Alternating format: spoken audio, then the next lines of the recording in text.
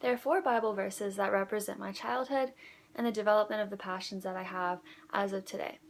First off, Psalm 19:14 states, "Let the words of my mouth and the meditation of my heart be acceptable in thy sight, O Lord, my rock and my redeemer."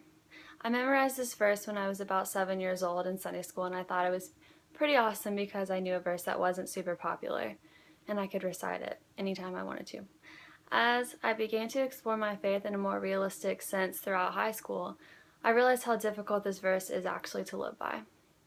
Guarding my tongue and the words that I say to others comes pretty easy with practice, but the meditations of my heart is a whole different story.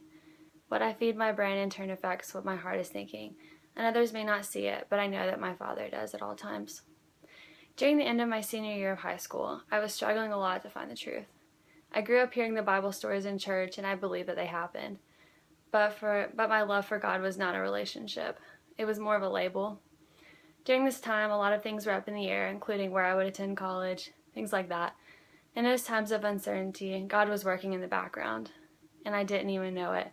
The verse Ephesians 3:20 states, "Now to him who is able to do far more abundantly than all that we ask or think, according to the power at work within us."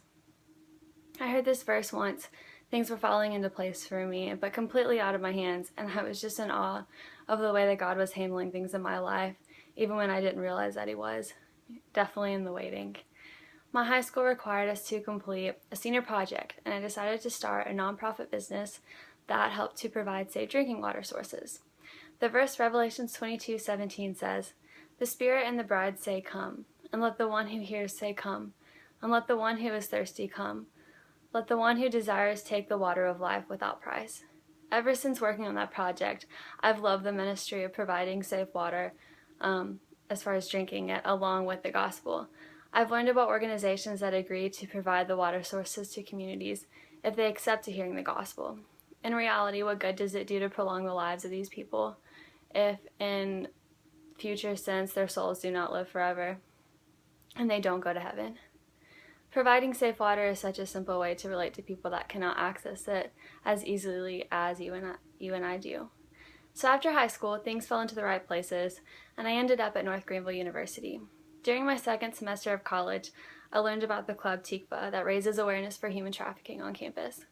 The verse that I chose to go along with this is 1 Corinthians 7:23, and it says, "You were bought with a price. Do not become bondservants of men." This verse reminds me of the victims of human trafficking and how each one of them is desired by God and not meant for the bondage and fear in which they're caught in. I learned this semester that $31 billion fuels the human trafficking industry globally, and that it's the second fastest crime industry. That breaks my heart, and it almost passes the drug industry. That's crazy. This issue has broken my heart because I didn't even know it existed outside of movies like Taken, in far-off places in other countries. But it happens in Greenville where I live. There's a quote by William Wilberforce that says, "You may choose to look the other way, but you can never again say that you did not know." These verses represent what God's been teaching me.